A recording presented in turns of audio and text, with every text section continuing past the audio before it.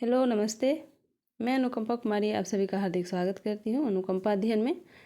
आज हम देखेंगे द्विवेदी युग से संबंधित 100 प्रश्न को, और आज का टेस्ट हमारा द्विवेदी युग से रहेगा। तो चलिए शुरू करते हैं। आज का पहला प्रश्न, द्विवेदी युग को जागरण काल किस विद्वान ने नाम दिया है? तो द्विवेदी युग को जागरण काल नाम से किसने कहा या नाम दिया जागरण काल? तो इसका देख लेते हैं विकल्प। डॉक्टर नगेंद्र, डॉक्टर शुक्ल, डॉक्टर नहीं होगा, आचार्य शुक्ल, हजारी प्रसाद द्विवेदी, इनमें से कोई नहीं। तो जागरण काल द्विवेदी युग को किसने कहा है यह नाम दिया है? तो इसका विकल्प हो जाएगा आपका ए, डॉक्टर नगेंद्र ने द्विवेदी युग को जागरण काल नाम दिया है। अगला प्रश्न है, आधुनिक काल में हिंदी गद्य व पद्य की भाषा के परिमार्जक थे? भारतेंदु हरिश्चंद्र, श्याम सुंदर दास, बाल मुकुंद गुप्त, महावीर प्रसाद द्विवेदी। तो इसका सही विकल्प कौन सा हो जाएगा? हम 100 प्रश्न को देखेंगे और हम डेली 100 प्रश्नों को देख रहे हैं। तो इससे पहले जितने भी नए हैं आप इससे जुड़ जाएं और इसे जाकर देख सकते हैं। भारतेंदु योग, भक्तिकाल, रीतिकाल, आदिकाल से संबंधित हमने 100 प्रश्न देख लिए हैं और ये हमारा 8वां टेस्ट है। इससे पहले हमने 7 टेस्ट देख लिए हैं। तो इसका सही 2 का सही आंसर क्या हो जाएगा आपको बताना है। तो 2 का सही आंसर हो जाएगा आपका डी, महावीर प्रसाद द्विवेदी आधुनिक काल के हिंदी गद्य व पद्य की भाषा के परिमार्जक थे। अगला प्रश्न है, आचार्य महावीर प्रसाद द्विवेदी ने खड़ी बोली का परिष्कार किया, छहवादी कविताएं लिखी, प्रिय प्रवास की रचना की या बाल को उपयोगी साहित्य लिखा? तो ये बहुत आसान आंसर है, क्वेश्चन है। तो इसका सही विकल्प बताना है आपको। तो महावीर प्रसाद ने क्या किया था? तो इसका सही आंसर हो जाएगा ए, खड़ी बोली का परिष्कार किया था। अगला प्रश्न है, द्विवेदी युग की मुख्य उपलब्धि है? खड़ी बोली, ब्रजभाषा, श्रृंगारिकता, प्रकृति चित्रण।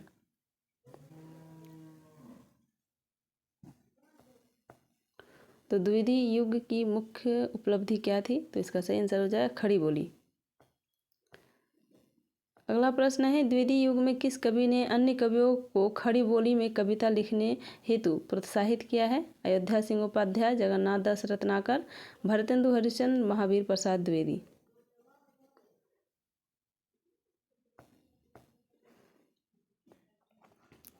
तो इसका सही आंसर हो जाएगा आपका डी, महावीर प्रसाद द्विवेदी ने खड़ी बोली में कविता लिखने हेतु प्रोत्साहित किया कवियों को।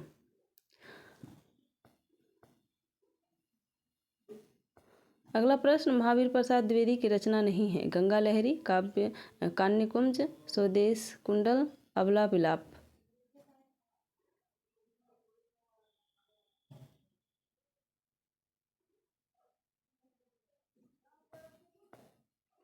तो महावीर प्रसाद द्विवेदी की रचना नहीं है, तो इसका सही विकल्प हो जाएगा सी, स्वदेश कुंडल। ये महावीर प्रसाद द्विवेदी की रचना नहीं है। अगला प्रश्न, 1857 ईस्वी के प्रथम संग्राम के बाद भारत के किस प्रदेशों में आए राजनीतिक, सामाजिक तथा सांस्कृतिक परिवर्तनों को जाना जाता है?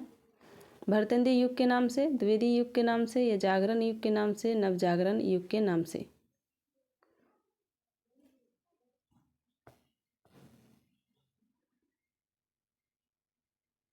तो 1857 ईस्वी के प्रथम संग्राम के बाद भारत के हिंदी प्रदेशों में आए राजनीतिक, सामाजिक तथा सांस्कृतिक परिवर्तनों को किस नाम से जाना जाता है?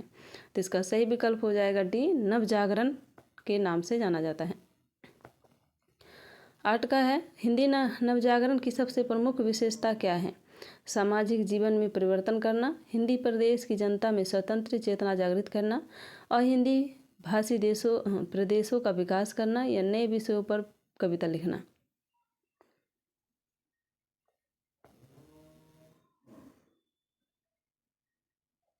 तो 8 का सही विकल्प हो जाएगा आपका बी, हिंदी प्रदेश की जनता में स्वतंत्र चेतना जागृत करना।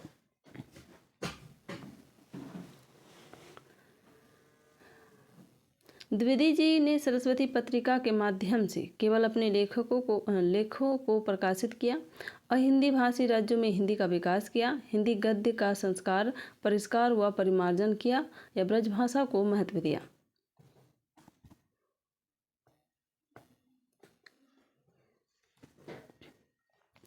तो 9 का सही आंसर हो जाएगा आपका सी, इसका सही विकल्प हो जाएगा हिंदी गद्य का संस्कार, परिष्कार एवं परिमार्जन किया।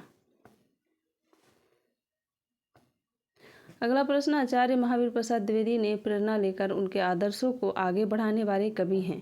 तो महावीर प्रसाद द्विवेदी से प्रेरणा लेकर उनके आदर्शों को आगे बढ़ाने वाले कौन से कवि हैं? भारतेंदु हरिश्चंद्र, हजारी प्रसाद द्विवेदी, रामधारी सिंह दिनकर या मैथिली शरण गुप्त।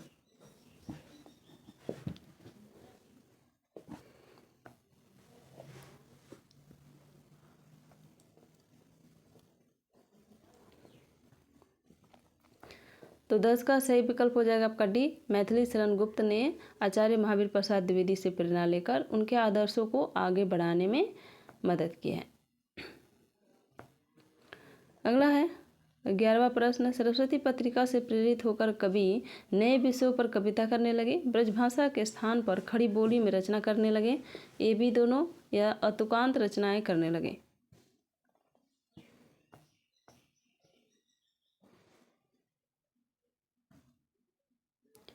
तो 11 का सही विकल्प हो जाएगा आपका सी, ए और बी ये दोनों सही हैं। द्विवेदी युग किन कवियों की कविताएं परिपूर्ण थी? राष्ट्रीयता से, स्वदेशानुराग से, नवजागरण से, ये सभी। तो 12 का सही विकल्प क्या हो जाएगा?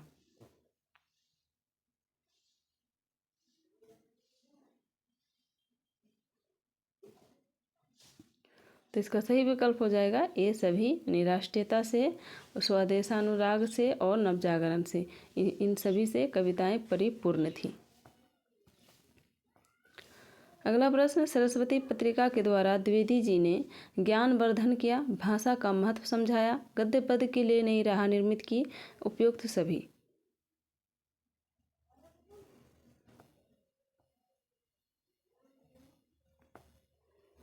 तो सरस्वती पत्रिका के द्वारा द्विवेदी जी ने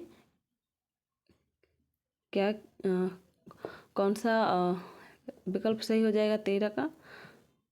तो इसका सही आंसर हो जाएगा उपयुक्त सभी, यानी ज्ञान वर्धन किया, भाषा का महत्व समझाया, गद्य पद्य के लिए नई राह निर्मित की। तो ये तीनों सही हो जाएंगे। अगला प्रश्न है, नवजागरण परक चेतना को आगे बढ़ाने में महत्वपूर्ण भूमिका निभाई है किसने? तत्कालीन परिस्थितियों ने, सरस्वती पत्रिका ने, सामाजिक परिवर्तनों ने, इनमें से कोई नहीं।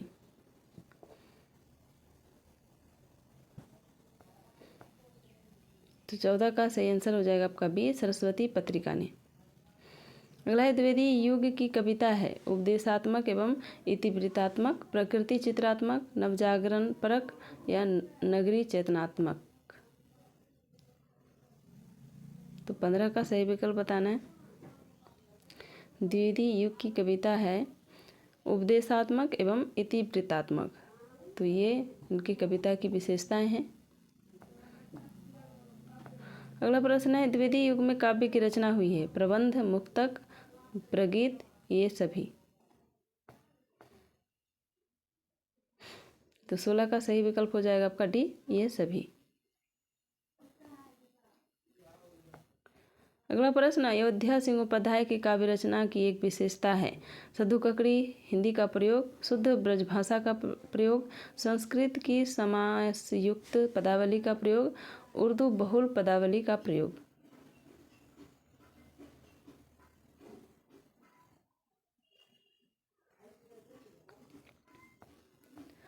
तो 17 का सही विकल्प हो जाएगा आपका सी, संस्कृत की समासयुक्त पदावली का प्रयोग। अगला है, अयोध्या सिंह उपाध्याय हरिओंद की सर्वोच्चतम रचना कौन सी है? वैदेही, वनवास, रसकलश, प्रिय प्रवास, इनमें से कोई नहीं।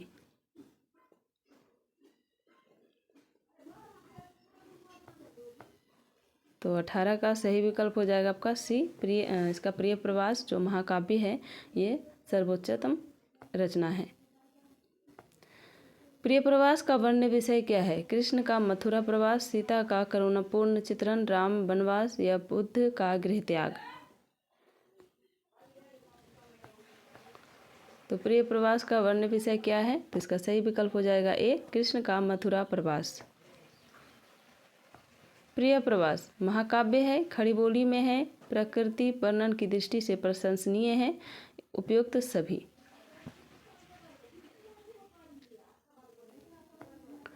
तो 20 का इनमें उपयुक्त सभी हो जाएगा। महाकाव्य है प्रिय प्रवास, खड़ी बोली का महाकाव्य है और प्रकृति वर्णन की दृष्टि से प्रशंसनीय है। अगला है प्रिय प्रवास रचना के बारे में कौन सा एक कथन असत्य है? इनकी रचना हरिवंश जी ने की है, इनकी रचना 1914 ईस्वी में हुआ है, यह हिंदी का प्रथम महाकाव्य है, इसमें कुल 27 सर्ग हैं।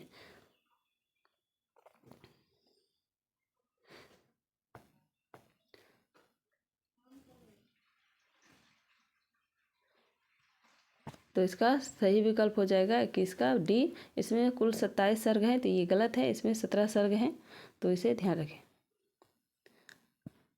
अगला प्रश्न, प्रिय प्रवास के किस सर्ग में हरिवंश जी ने विश्व प्रेम को व्यक्तिगत प्रेम की अपेक्षा अधिक महत्वपूर्ण माना है? 5वें सर्ग में, 11वें सर्ग में, 13वें सर्ग में या 17वें सर्ग में?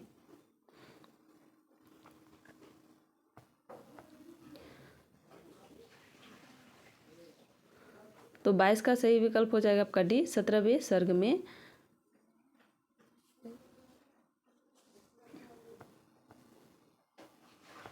अगला प्रश्न, असत्य कथन को चुनिए। हरिवंश जी का जीवन काल 1865 से 1947 ईस्वी है। हिंदी में इन्हें कवि सम्राट के रूप में जाना जाता है। कवि प्रिय प्रवास इनकी प्रसिद्ध रचना है। प्रिय प्रवास पर इन्हें साहित्य अकादमी पुरस्कार मिला है। तो असत्य कथन को चुनना है, तो इनमें से कौन सा असत्य हो जाएगा?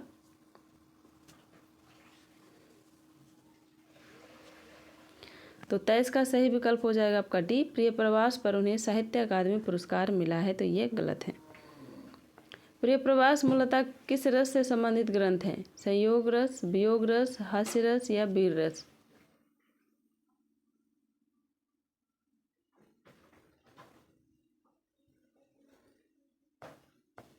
तो 24 का सही विकल्प हो जाएगा आपका बी, इसमें वियोग रस से संबंधित ग्रंथ है। अगला, प्रिय प्रवास की राधा के विरह संबंधी निम्न कथनों में कौन सा कथन असत्य है? राधा का विरह अन्य विरह काव्यों जैसा ही मिलता है। राधा में कृष्ण विरह उदारता, लोकहित तथा विश्व प्रेम के रूप में प्रस्फुटित हुआ है। वह दिव्य गुण से संपन्न देवी बन जाती है। राधा करुणा की उदार मूर्ति के रूप में प्रस्तुत होती है।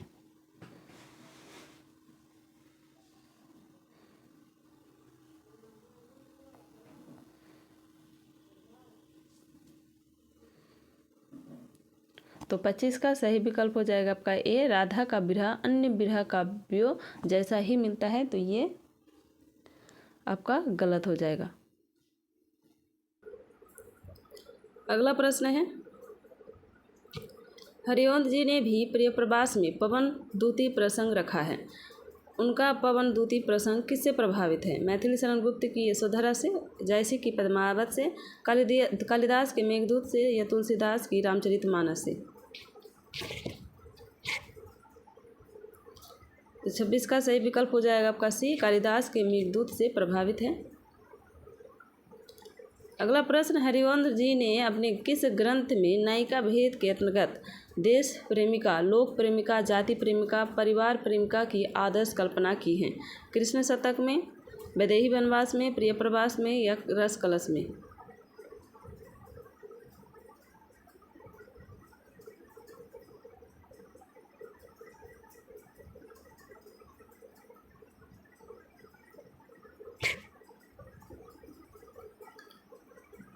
तो 27 का सही विकल्प हो जाएगा आपका बी, सी, प्रिय प्रवास में। अगला प्रश्न, द्विवेदी युग के किस कवि को राज्यसभा का सदस्य नियुक्त किया गया है? महावीर प्रसाद द्विवेदी, अयोध्या सिंह उपाध्याय, हरिवंश, श्रीधर पाठक, मैथिली शरण गुप्त?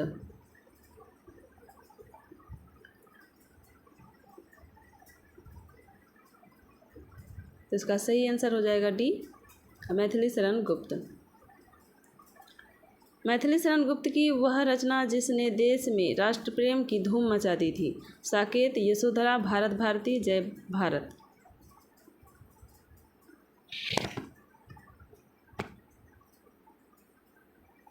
तो इसका सही आंसर हो जाएगा सी, भारत भारती।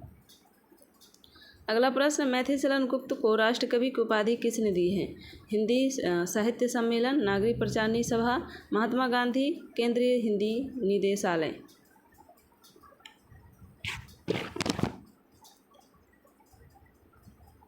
तो 30 का सही विकल्प हो जाएगा आपका सी, महात्मा गांधी ने। मैथिली शरण गुप्त की 2 अमर रचनाएं हैं, साकेत और यशोधरा। साकेत और नहुष, यशोधरा और अनग, यशोधरा और सिद्धराज।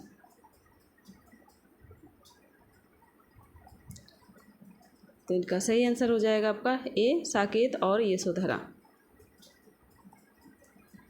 मैथिली शरण गुप्त के संदर्भ में कौन सा कथन असत्य है? मैथिली शरण गुप्त राम भक्त कवि थे। साकेत रामकथा पर आधारित महाकाव्य है। साकेत के 9वें सर्ग में उर्मिला विरह वर्णन है। यशोधरा कृष्ण पर आधारित काव्य है।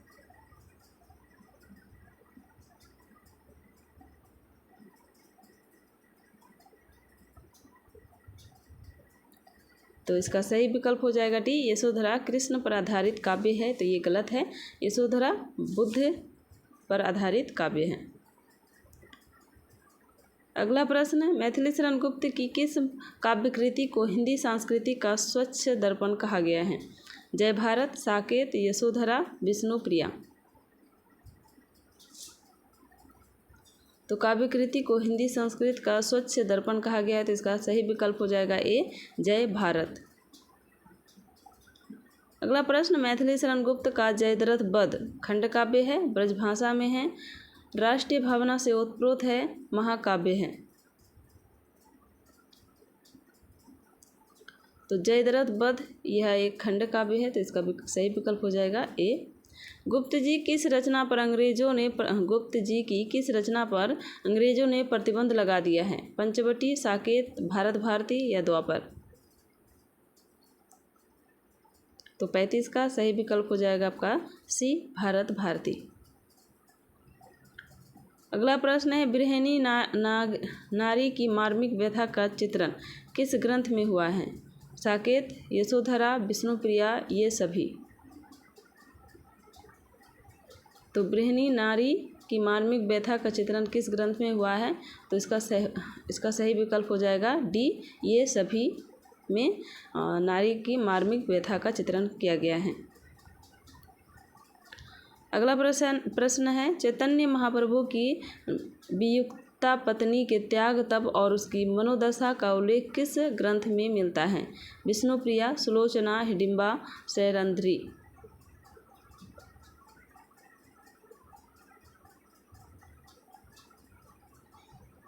तो 37 का सही विकल्प हो जाएगा आपका ए, विष्णुप्रिया में।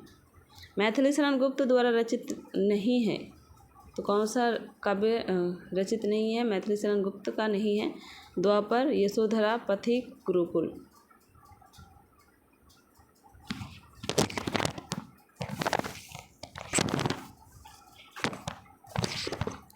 तो 38 का सही विकल्प हो जाएगा आपका सी, पथिक। तो यह मैथिली शरण गुप्त का रचना नहीं है। अगला प्रश्न, नायिका भेद वर्णन के विरोधी हैं? मैथिली शरण गुप्त, आचार्य महावीर प्रसाद द्विवेदी, अयोध्या सिंह उपाध्याय, हरिऔंद, जगन्नाथ दास रत्नाकर। तो नायिका भेद वर्णन के विरोधी हैं।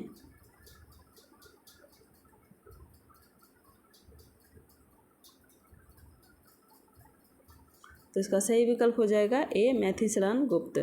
गुप्त जी ने अनेक रचनाएं लिखी।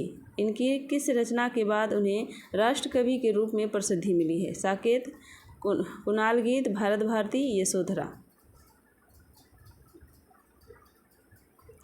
तो इसका सही विकल्प हो जाएगा सी, भारत भारती। अगला प्रश्न, भारत भारती गुप्त जी की प्रसिद्ध कृति है। गुप्त जी ने इसे किसके अनुरोध पर लिखा है? राजा रामपाल सिंह, महात्मा गांधी, नेहरू, महावीर प्रसाद द्विवेदी। तो इसका 41 का सही विकल्प हो जाएगा आपका ए, राजा रामपाल सिंह के अनुरोध पर लिखा है।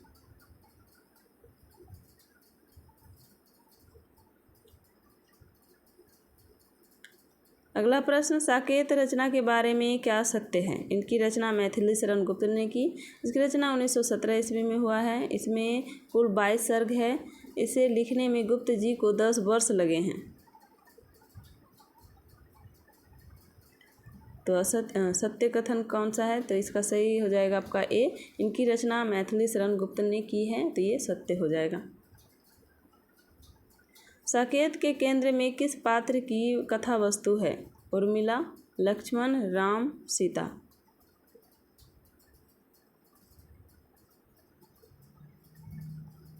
तो 43 का सही विकल्प हो जाएगा आपका ए, उर्मिला। साकेत महाकाव्य के सृजन का प्रेरणा स्रोत है? भवभूतिकृत उत्तर रामचरित, तुलसीकृत रामचरितमानस, रवींद्रनाथ टैगोर कृत काव्येतर उपेक्षिता, स्वयंभू कृत पहुँचरो। तो 44 का सही विकल्प कौन सा हो जाएगा आपको बताना है, जल्दी से बताएं। तो साकेत महाकाव्य के सृजन का प्रेरणा स्रोत क्या है? तो इसका सही विकल्प हो जाएगा सी, रवींद्रनाथ टैगोर कृत काव्येतर उपेक्षिता से। अगला प्रश्न, साकेत के किस सर्ग में नायिका उर्मिला की विरह वेदना का वर्णन किया गया है? सर्ग 8, 7, 9, 10।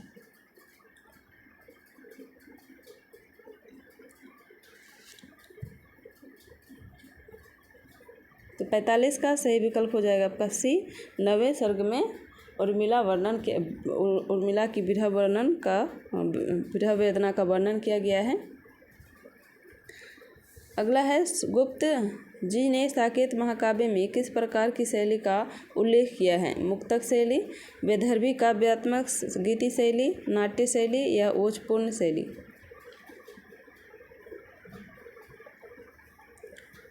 तो 46 का सही विकल्प हो जाएगा आपका बी, वैदर्भी काव्यात्मक गीति शैली। स्वदेश कुंडल, मृत्युंजय तथा राम रावण विरोध रचना है? मैथिली शरण गुप्त का, महावीर प्रसाद द्विवेदी, राय देवी प्रसाद पूर्ण, रामचरित उपाध्याय का।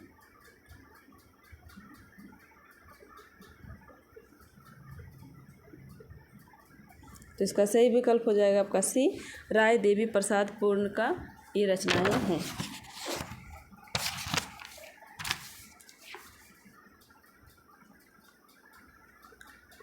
अगला प्रश्न, राय देवी प्रसाद पूर्ण संस्कृत के अच्छे ज्ञाता थे। वेदांत में उनकी विशेष रुचि थी। ब्रजभाषा तथा खड़ी बोली पर उनका समान अधिकार था। उपयुक्त सभी।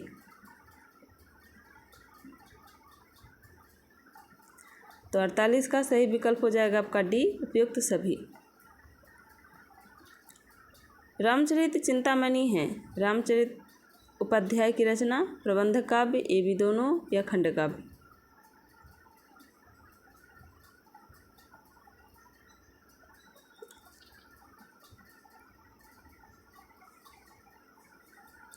तो 49 का सही विकल्प हो जाएगा आपका सी, ए और बी दोनों। 50वां प्रश्न है, त्रिशूल उपनाम से रचना करने वाले कवि हैं? नाथुराम शर्मा शंकर, सियाराम शरण गुप्त, गया प्रसाद शुक्ल स्नेही, राय देवी प्रसाद पूर्ण। तो 50 का सही विकल्प आपका हो जाएगा सी, गया प्रसाद शुक्ल स्नेही। निम्नलिखित में से कौन सा एक द्वितीय युगीन कवि नहीं है? गया प्रसाद शुक्ल स्नेही, राम नरेश त्रिपाठी, रामचरित उपाध्याय, श्याम सुंदर दास। तो द्वितीय युगीन कवि नहीं है, तो इसका सही विकल्प हो जाएगा डी, श्याम सुंदर दास। अगला प्रश्न, राष्ट्रीय काव्य धारा के कवियों ने जनमानस में देश के प्रेम तथा आत्मविश्वास जागृत किया। देश प्रेम व स्वतंत्रता की उत्कृष्ट भावना अभिव्यक्त की। स्वतंत्रता की चेतना को जागृत किया। उपयुक्त सभी। तो 52 का सही विकल्प हो जाएगा आपका डी, उपयुक्त सभी। राष्ट्रीय काव्य धारा के प्रमुख कवि है? माखनलाल चतुर्वेदी, रामचरित उपाध्याय, जयशंकर प्रसाद, गया प्रसाद शुक्ल स्नेही।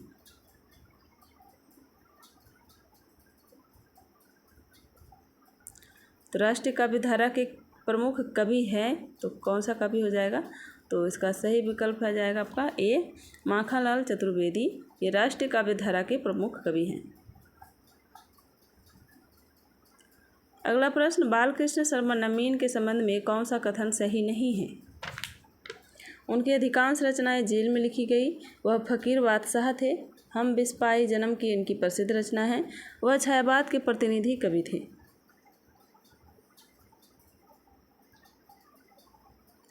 तो 54 का सही विकल्प हो जाएगा आपका डी, वह छायावाद के प्रतिनिधि कवि थे। तो यह विकल्प कथन असत्य हो जाएगा। अगला प्रश्न, कविता कामिनी कांत, भरतेंदु, प्रज्ञेंदु, साहित्य सुधाकर उपाधियों से सम्मानित कवि हैं? गया प्रसाद शुक्ल स्नेही, नाथूराम शर्मा शंकर, अयोध्या सिंहोपाध्याय हरिऔंध, सुमित्रा नंदन पंत।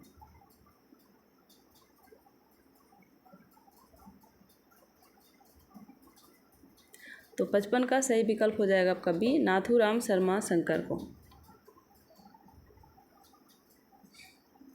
अगला प्रश्न, निम्नलिखित में से किसका कथन है? भारत भारती की लोकप्रियता खड़ी बोली की विजय पताका सिद्ध हुई? रामकुमार वर्मा, नगेंद्र, महावीर प्रसाद द्विवेदी, आचार्य रामचंद्र शुक्ल।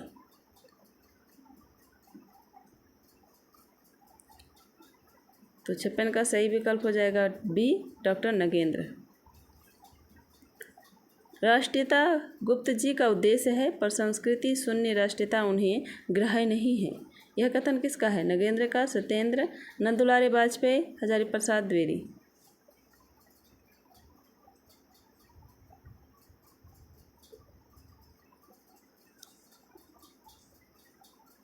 तो 57 का सही विकल्प हो जाएगा आपका बी, सत्येंद्र, डॉक्टर सत्येंद्र का यह कथन है। अगला प्रश्न, भारतीय संस्कृति के प्रवक्ता होने के साथ साथ मैथिली शरण प्रसिद्ध राष्ट्रीय कवि भी हैं। इनकी प्राय सभी रचनाएं राष्ट्रीयता से ओतप्रोत है। यह कथन किसका है? रामविलास शर्मा, आचार्य रामचंद्र शुक्ल, डॉक्टर उमाकांत, महावीर प्रसाद द्विवेदी।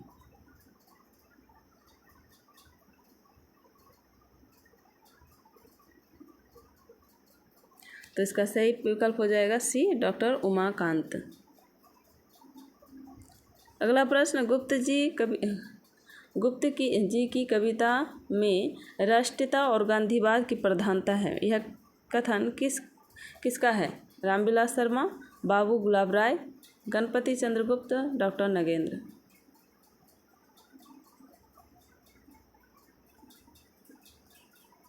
तो 59 का सही विकल्प हो जाएगा आपका बी, बाबू गुलाब राय।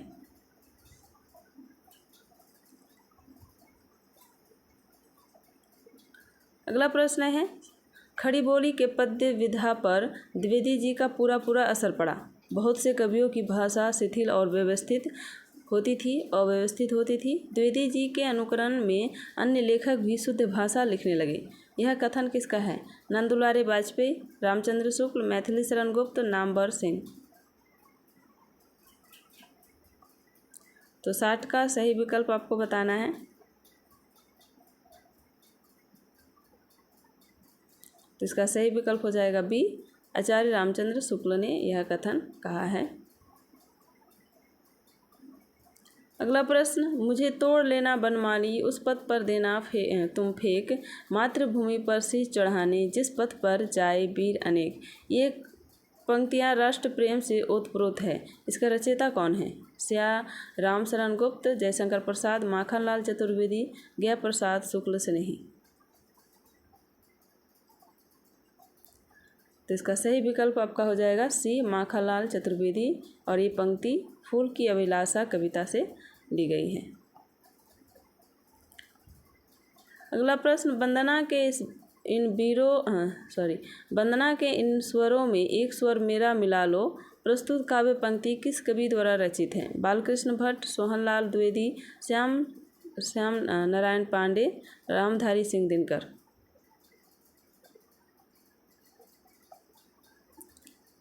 तो 62 का सही विकल्प हो जाएगा आपका सोहन लाल द्विवेदी।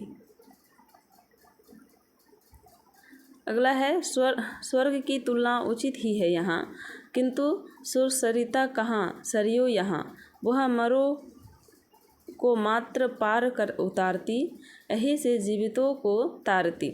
उपयुक्त पंक्तियाँ किस कवि की है? मैथिली शरण गुप्त, सुमित्रा नंदन पंत, डॉक्टर राम कुमार वर्मा, भारतेंदु हरिश्चंद्र।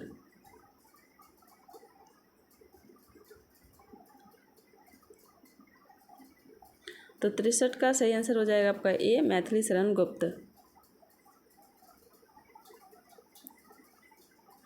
अगला प्रश्न है, लिखो ना करो लेखनी बंद, श्रीधर सम सब कवि स्वच्छंद। प्रस्तुत काव्य पंक्ति किस कवि की है? निराला, श्रीधर पाठक, हरिओंद, सुमध्रा, कुमारी चौहान।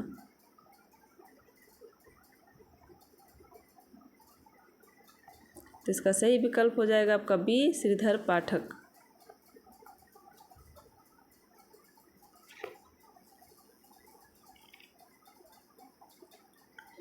अगला प्रश्न है, सच्चा प्रेम वही है जिसकी तृप्ति आत्मा बलि पर हो निर्भर, त्याग बिना निष्प्राण प्रेम है, करो प्रेम पर प्राण निछावर। उपयुक्त पंक्तियों का आशय क्या है? सच्चे प्रेम के लिए त्याग को महत्वपूर्ण बताया गया है। सच्चा प्रेम आत्म बलिदान की भावना से परिपूर्ण होता है। त्याग के बिना प्रेम निष्प्राण है। प्रेम पर हंसते हंसते प्राण निछावर नहीं करनी चाहिए। तो इसका नीचे कोड दिया गया है, कौन सा विकल्प सही हो जाएगा?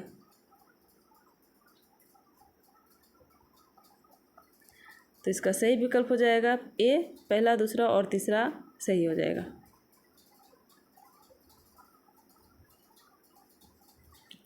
अगला प्रश्न, निम्नलिखित पंक्तियों में किन भावों की अभिव्यंजना हुई है? तू है गगन विस्तीर्ण तो मैं एक तारा क्षुद्र हूँ, तू है महासागर अगम में एक धारा क्षुद्र हूँ, तू है महानद तुल्य तो मैं एक बूंद समान हूँ, तू है मनोहर गीत तो मैं एक उसकी तान हूँ।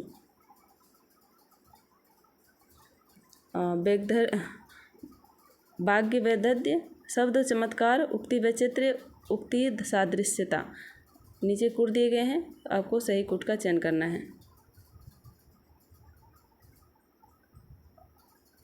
तीन पंक्तियों में किन भावों की अभिव्यंजना हुई है? तो इसका सही विकल्प हो जाएगा आपका ए, पहला, दूसरा और तीसरा इसका सही विकल्प हो जाएगा। अगला प्रश्न है, पूरी होवे ना यदि तुझसे अन्य बातें हमारी, तो तू मेरी विनय इतनी मान ले और चली जा, छू के प्यारे कमल पग को प्यार के साथ आ जा, जी आ जाएगी हृदय तल में मैं तुझी को लगा के। तीसरी पंक्ति में कवि क्या कहना चाहते हैं? कमल के दल को छू कर चलिया, प्रीतम के प्यारे कमल के समान चरणों को प्रेम से हाथ छू कर मेरे पास आ जा, प्रीतम के चरण धूल लगा कर मुझे दे दे, उस चरण धूल को हृदय से लगा कर मैं जी जाऊंगी।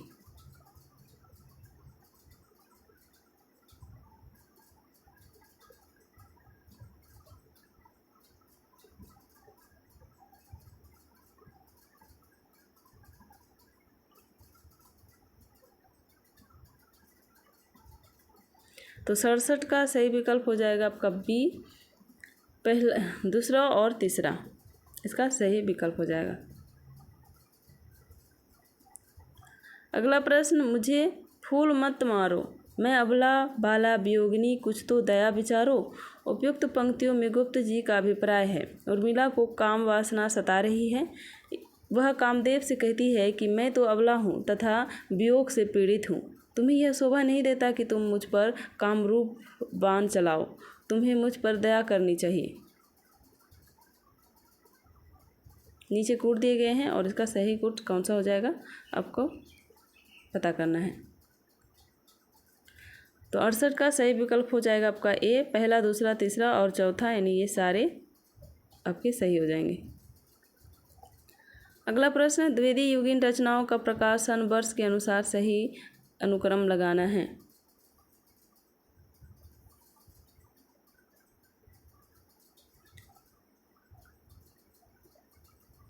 तो इसका सही विकल्प हो जाएगा आपका भारत भारती, यशोधरा, द्वापर, जय भारत। इसका सही विकल्प हो जाएगा। अगला प्रश्न, द्विवेदी युगीन रचनाओं का प्रकाशन वर्ष के अनुसार सही अनुक्रम लगाना है। तो इसका भी सही विकल्प हो जाएगा बी, पंचवटी आ जाएगा आपका, यशोधरा, जय भारत, विष्णुप्रिया। इसका सही क्रम हो जाएगा। अगला प्रश्न, द्विवेदी युगीन रचनाओं को प्रकाशन वर्ष के अनुसार, तो इसका सही विकल्प लगाना है। तो इसका सही हो जाएगा आपका सी, साकेत, यशोधरा, द्वापर, जय भारत। अगला प्रश्न, द्विवेदी युगीन रचनाओं का प्रकाशन वर्ष के अनुसार सही अनुक्रम क्या हो जाएगा। तो इसका सही विकल्प हो जाएगा आपका डी, जयद्रथ वध, भारत भारती, पंचवटी, झंकार। इसका सही अनुक्रम है। अगला प्रश्न सुमेलित से संबंधित है, रचना और रचनाकार काल से संबंधित मिलान करना है और इसका सही कुट का चयन करना है।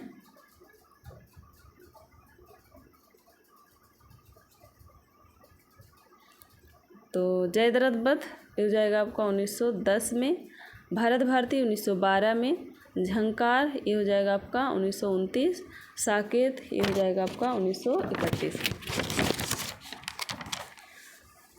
तो इसका सही विकल्प आपका डी हो जाएगा। आगे देखते हैं अगला प्रश्न, ये भी सुमेलित से संबंधित है, रचना और रचनाकाल को सुमेलित करना है। भारत भारती ये 1912, यशोधरा 1932, द्वापर 1936, जय भारत ये हो जाएगा आपका 1952। तो इसका सही विकल्प हो जाएगा आपका डी। अगला प्रश्न, रचना और रचनाकाल से संबंधित, ठेठ हिंदी का ठाठ, अधखिला फूल, चौखे चौपदे, वैदेही वनवास का मिलान करना है। ठेठ हिंदी का ठाठ 1899, अधखिला फूल 1907, चौखे चौपदे ये हो जाएगा 1932 और वैदेही वनवास ये हो जाएगा 1940। तो इसका सही विकल्प ए हो जाएगा।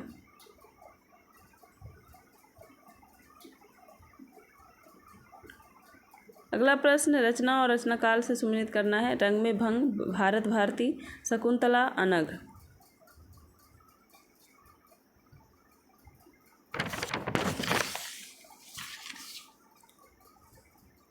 तो 76 का देख लेते हैं, रंग में भंग ये हो जाएगा 1909, भारत भारती 1912, शकुंतला 1923 और अनघ ये हो जाएगा आपका 1925। तो इसका सही विकल्प ए हो जाएगा। अगला प्रश्न, निम्नलिखित कथनों पर विचार कीजिए। 1900 से लेकर 1920 ईस्वी तक का काल हिंदी आचार्य हजारी प्रसाद द्विवेदी युग के कृतित्व से प्रभावित है। यह कालखंड द्विवेदी युग से जाना जाता है। उपयुक्त कथनों में से कौन सा सही है? केवल एक, केवल दो या एक दो इनमें से कोई नहीं। तो इसका सही विकल्प सी हो जाएगा, एक और दो दोनों सही है।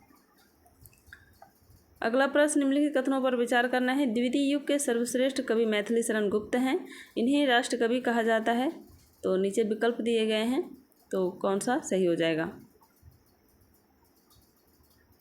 तो इसका भी सही आंसर हो जाएगा आपका सी, एक और दो दोनों सही हैं। निम्नलिखित कथनों पर विचार करना है। प्रिय प्रवास खड़ी बोली में लिखा गया हिंदी का प्रथम महाकाव्य है। इसके रचनाकार अयोध्या सिंह उपाध्याय हरिवंश है। तो इसका सही विकल्प कौन सा हो जाएगा? तो इसका सही विकल्प हो जाएगा आपका सी, एक और दो दोनों सही है। अगला प्रश्न है, निम्नलिखित रचनाओं पर विचार कीजिए। पंचवटी, विष्णुप्रिया, यशोधरा, अर्धनारीश्वर, इनमें से कौन सी रचना मैथिली शरण गुप्त की है?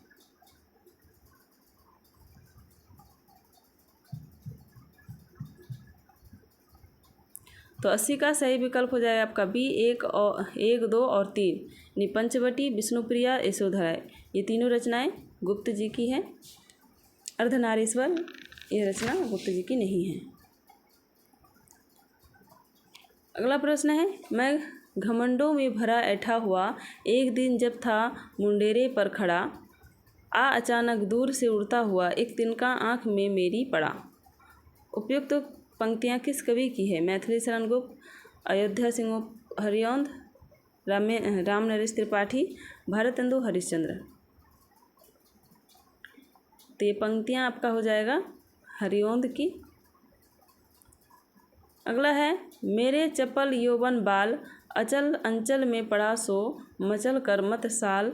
उपयुक्त का पंक्तियाँ हैं चित्रधारा, माता, साकेत, यशोधरा से।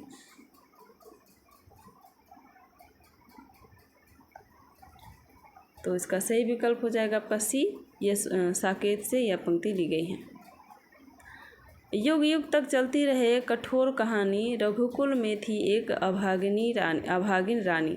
उपयुक्त काव्य पंक्तियाँ साकेत के किस पात्र की हैं? उर्मिला की, सीता की, कैकेयी की, कौशल्या की।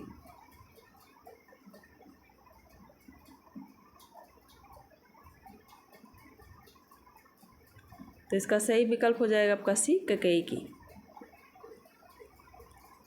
अगला प्रश्न, सारे देव वृंद से खींचकर देवराज ने नयन हजारा, कामदेव पर बड़े चाव से आकर पड़े एक ही बार। उपयुक्त पंक्तियों के रचनाकार कौन है? महावीर प्रसाद द्विवेदी, मैथिली शरण गुप्त, नाथूराम शर्मा शंकर, गया प्रसाद शुक्ल स्नेही। तो सारे देव वृंद से खींचकर देवराज के नयन हजार, कामदेव पर पड़े चाव से आकर पढ़े एक ही बार। तो इसका सही रचनाकार हो जाएगा ए, महावीर प्रसाद द्विवेदी। अगला प्रश्न, युग युग तक चलती रहे कठोर कहानी,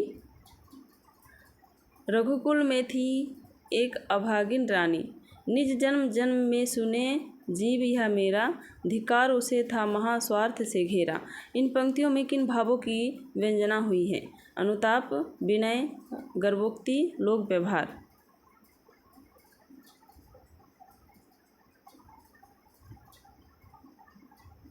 इसका सही विकल्प हो जाएगा सी, पहला और दूसरा, यानी अनुताप और विनय। तो इसका सही विकल्प हो जाएगा। मैथिली शरण गुप्त की रचनाओं का प्रकाशन वर्ष के अनुसार सही अनुक्रम बताना है। तो इसका सही विकल्प हो जाएगा आपका ए, रंग में भंग, पंचवटी, साकेत, विष्णुप्रिया। इसका सही क्रम हो जाएगा। अगला प्रश्न, निम्नलिखित रचनाओं का सही अनुक्रम बताना है। तो इसका भी सही विकल्प हो जाएगा ए, विषाद, आंध्रा, मृन्मयी, बापू।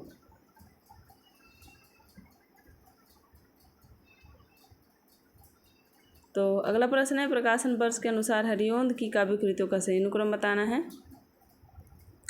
तो इसका सही विकल्प हो जाएगा ए, प्रिय प्रवास, प्रद्युम्न, पद्य प्रसून, चौखे चौपदे, विदेही वनवास। इसका सही क्रम हो जाएगा। अगला प्रश्न है, सुमिलित करना है रचना और रचनाकाल से।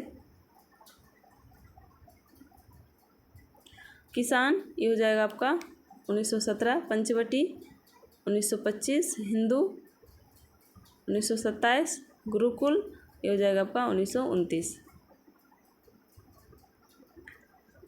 तो 89 का सही विकल्प हो जाएगा आपका डी। अगला प्रश्न, रचना और रचनाकार से सुमिलित करना है। गंगा अवतरण ये हो जाएगा आपका जगन्नाथ दास रत्नाकर, युगचरण माखनलाल चतुर्वेदी, पाथेय सियाराम शरण गुप्त और उर्मिला मैथिली शरण गुप्त। अगला प्रश्न, रचना और रचनाकार से सुमिलित करना है। 91वां प्रश्न, और इसका देख लेते हैं। भारत गीत श्रीधर पाठक, पारिजात ये हो जाएगा हरिऔंध, पंचवटी मैथिली शरण गुप्त, मानसी ये हो जाएगा आपका राम नरेश त्रिपाठी। तो इसका सही विकल्प ए हो जाएगा। अगला प्रश्न है, रचना और रचनाकार से सुमिलित करना है। तो इसका सही विकल्प देख लेते हैं कौन सा इसका सही मिलान हो जाएगा। चौखे चौपदे, हरिऔंध, देवदूत, पूर्ण, समर्पण, माखनलाल चतुर्वेदी, मानसी ये हो जाएगा आपका राम नरेश त्रिपाठी। और इसका सही विकल्प हो जाएगा आपका ए। अगला प्रश्न, निम्नलिखित कथनों पर विचार करना है। मैथिली शरण गुप्त राष्ट्र कवि कहलाते हैं। साकेत की रचना इन्होंने की है। हजारी प्रसाद द्विवेदी इनके प्रेरक गुरु थे। कामायनी इनकी प्रसिद्ध रचना है।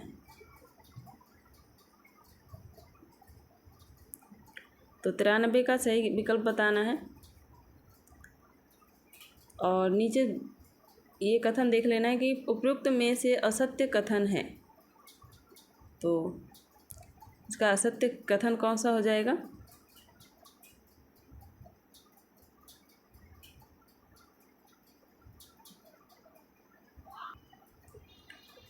तो 93 का सही विकल्प हो जाएगा आपका ए। तीसरा और चौथा यानी हजारी प्रसाद द्विवेदी इनके प्रेरक गुरु थे, तो नहीं। महावीर प्रसाद द्विवेदी इनके प्रेरक गुरु थे और कामायनी इनकी रचना नहीं थी। कामायनी जयशंकर प्रसाद की प्रसिद्ध रचना है। अगला प्रश्न है, निम्नलिखित कथनों पर विचार करना है। प्रिय प्रवास का कथानक श्री कृष्ण के मथुरा गमन के वृत्तांत पर आधारित है। यह कुल 17 सर्गों में विभक्त है। कृष्ण को इनमें भगवान माना गया है। इसके रचनाकार हरिओंध जी हैं।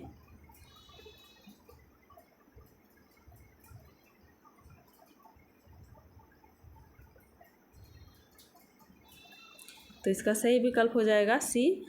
पहला, तीसरा और चौथा, पहला, दूसरा और चौथा इसका सही हो जाएगा। नहीं, कृष्ण को इसमें भगवान नहीं माना गया है, तो ये ध्यान रखें। बाद बाकी सभी सही हैं। अगला प्रश्न, निम्नलिखित कथनों पर विचार करना है। यह कुल 12 सर्गों में विभक्त है। यह नायिका प्रधान महाकाव्य है। यह मैथिली शरण गुप्त जी ने लिखा है। इसके केंद्र में राम है। साकेत के संदर्भ में कौन सा सही नहीं है बताना है। तो यहाँ रचना दे दिया गया है साकेत, और इसके संबंध में सही नहीं है बताना है।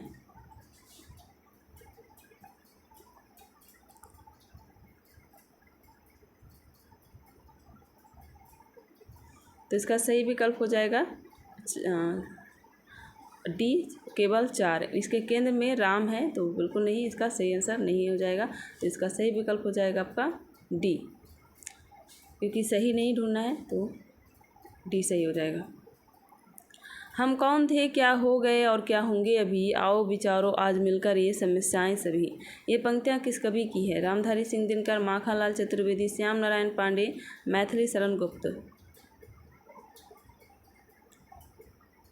तो 96 का सही विकल्प हो जाएगा आपका डी, मैथिली शरण गुप्त का यह पंक्ति है। मानस भवन में आर्यजन जिनकी उतारे आरती, भगवान भारतवर्ष में गूंजे हमारी भारती। उपयुक्त पंक्ति किस ग्रंथ की है? साकेत, भारत भारती, जय भारत, गुरुकुल। तो 97 का सही विकल्प हो जाएगा आपका बी, भारत भारती। अगला प्रश्न, सर्गो नरक ठिकाना नाही उपयुक्त पंक्ति के रचनाकार हैं? महावीर प्रसाद द्विवेदी, भारतेंदु हरिश्चंद्र, नाथूराम शर्मा, शंकर प्रताप नारायण मिश्र। तो 98 का सही विकल्प हो जाएगा आपका ए, महावीर प्रसाद द्विवेदी का यह कथन पंक्ति है।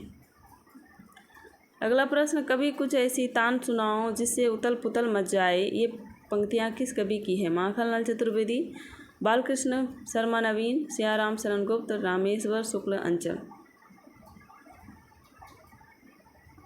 तो इसका सही विकल्प हो जाएगा बी, बालकृष्ण शर्मा नवीन। और आज का अंतिम प्रश्न, 100वां प्रश्न, दिवस का अवसान समीप था, गगन था कुछ लोहित हो चला। उपयुक्त पंक्तियाँ किस ग्रंथ की हैं? विदेही वनवास, प्रिय प्रवास, प्रसून्न, पद्य प्रसून्न, रस कलश। तो 100वां प्रश्न का सही विकल्प हो जाएगा आपका बी, प्रिय प्रवास का ये पंक्ति है। और आज हमारा 100 प्रश्न कंप्लीट हो गया है। आगे मिलते हैं क्षयवाद से संबंधित 100 प्रश्न को लेकर। तब तक के लिए आप सभी को बहुत बहुत धन्यवाद। चैनल को सब्सक्राइब, लाइक और शेयर ज़रूर कर दीजिएगा। मिलते हैं अगले वीडियो में।